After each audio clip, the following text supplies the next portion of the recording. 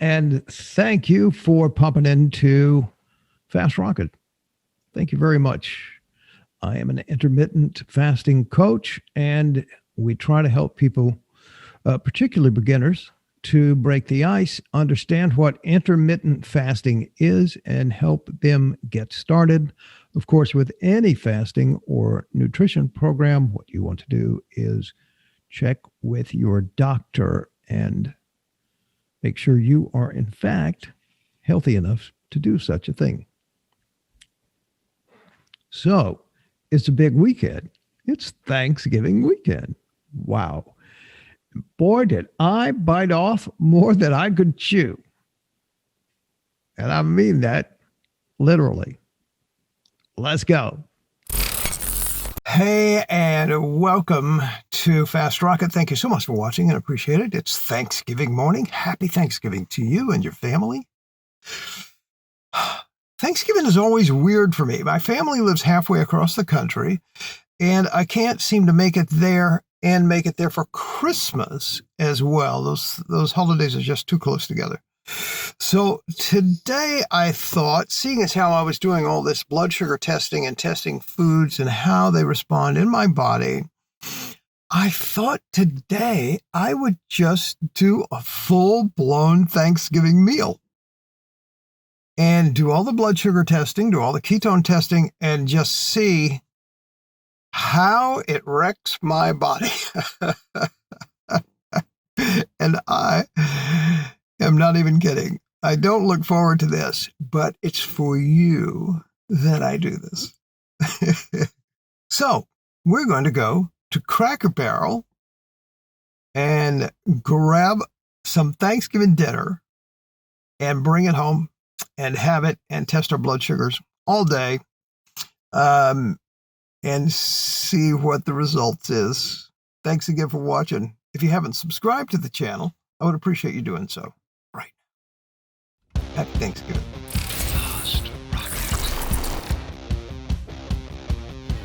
So I'm just going to take a little tour. Is that okay? Okay. Y'all wave. It's going to be on podcast. Oh! Yes, ma'am. We're famous.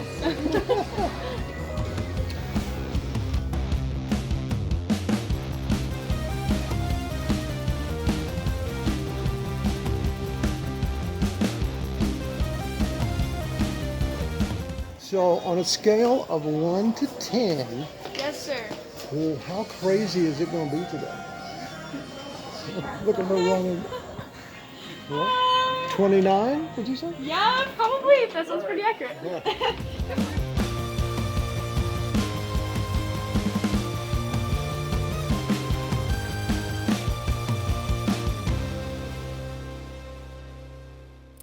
Bye, Karen. Hi, have a good day. Thank you. What's your podcast called? FastRockett FastRockett with 2 T's. with 2 T's. Awesome. Wasn't that a pleasant experience? That was just awesome. So, it's not my family, but look, what I did was I made a positive situation out of a negative situation. And I'm excited. It's going to be fun. And we're going to break my fast. Come on, let's go. Hey, thanks for watching FastRockett. I am about to break a fast of 46 hours. This is Thanksgiving Day, and I'm going to have Thanksgiving dinner today. I'm going to start my feeding window around 2 o'clock, and I will go to about 8 o'clock, which will give me a 6-hour feeding window. But how do I break this fast? It's an extended fast. It's a pretty good one, 46 hours. There's water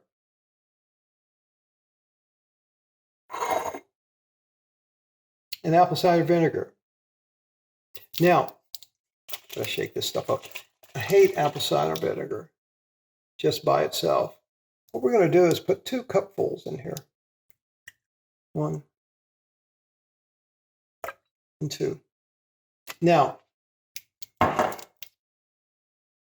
if I were to be honest, it kind of tastes like, I better not. Taste what happens when a horse goes and relieves himself. Kind of what it tastes like, be honest. So I don't sip it. Some people just sip it. Oh, it's just lovely, like it's a cocktail. Are you out of your mind? It's terrible. Anyway, I just kind of knock it down.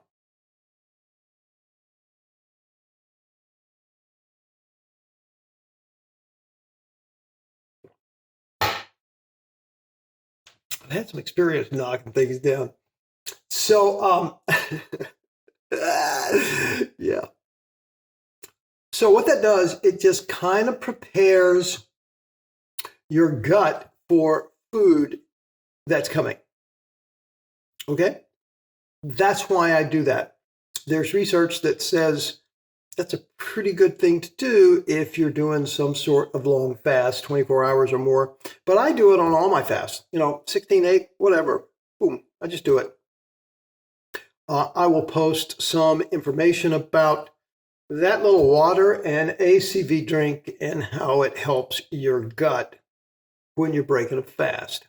Now, the next thing I'm going to do while I'm breaking this fast is the first thing that I'm going to eat is an avocado. Is my 46-hour fast officially broken? It's going to be when I take this bite right here. Yep, broken. Done. No mas, no mas. When I did the ACV and the water, no. When I did my coffee this morning, no. Avocado? We're talking 200 or 300 calories here. The perfect fat calories for intermittent fasting. Normally, I would eat the whole thing, but like I said, I'm going to be eating in another hour or two. I mean, I got to tell you, I'm already full.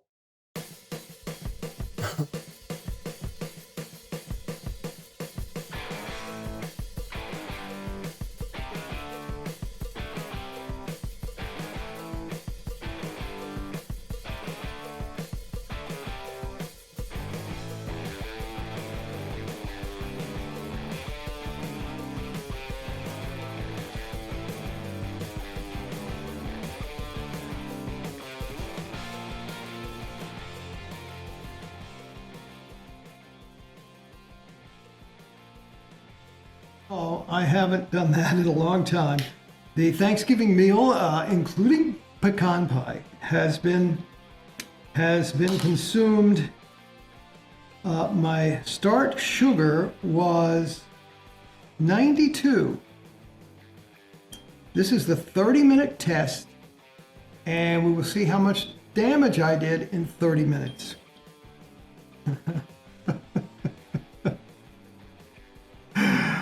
Holy crackers. Look at that. 189.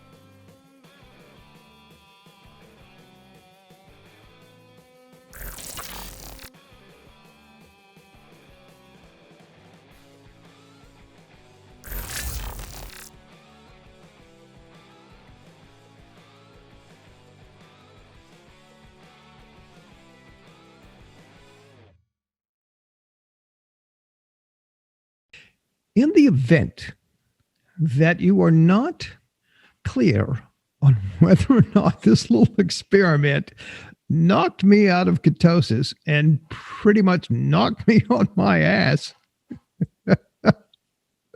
let me assure you that it did.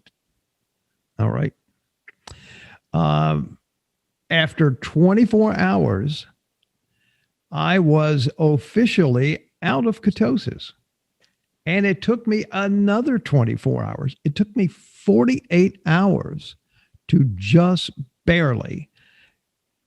And let me just say this. It took me 48 hours with two 16-8 fasts to just barely climb back into a small measure of ketosis. Wow. That was so instructive going through that process. I don't think I'm going to be doing that again. I mean, I just shouldn't have eaten all of that food. But we have the numbers, and you saw how within 30 minutes of eating that meal, my blood sugar skyrocketed to 189. And then it took a nosedive at the 1 hour mark to 125. And then it skyrocketed again to 159 at the 2 hour mark. And then nosedive again down to 91 at the 3 hour mark. That, boys and girls, is called metabolic chaos. And my poor body was just going, dude. I apologize to my body for doing that. But hey, look, body, my people here, they needed to see that. We did a good thing. Wow. I won't be doing it that severe again. I still, I'm what, 8 hours ago? 56 hours after, I still feel like somebody stabbed me in the gut, the side of my stomach, in the dark of an alley. That's what I feel like right now. Yeah. So I'm kind of a little ginger, walking gingerly, not talking quite as loud, just taking it a little easy. But we made our point. You saw, based on those numbers, and that was on one meal. That was on one meal. One meal. And people live their lives for decades like that. And when I say people, I mean, I used to live my life like that all the time. Which is why I was that fat guy there for so long. I feel better now. Thank you for allowing me that release. Holy crackers. So all is good now. All is okay. I'm back on track. Couple of 16-8 fasts. Kind of squeezed back into ketosis at an 8.6. And so now we'll continue forward with our 36-hour fast until Christmas so that I can get down into the 160s. When I get down into the 160s, about 167, I want to be 167 at my birthday, which is the 23rd. It's my birthday month coming up. I'll expect very expensive gifts. I'm not shameful. I'm not even ashamed. And so then once I get to 167, I will have 10 pounds to go. So, and we'll do that in January. But I got to tell you, I kind of roll off these 36-hour fasts fairly easily. And man, the past 2 days, I just could not manage them. I just couldn't. That one meal just wiped me out. Hey, I hope you had, let me just say this too. The food that I ate, it was all right. But the point is, no, it wasn't. It was horrible.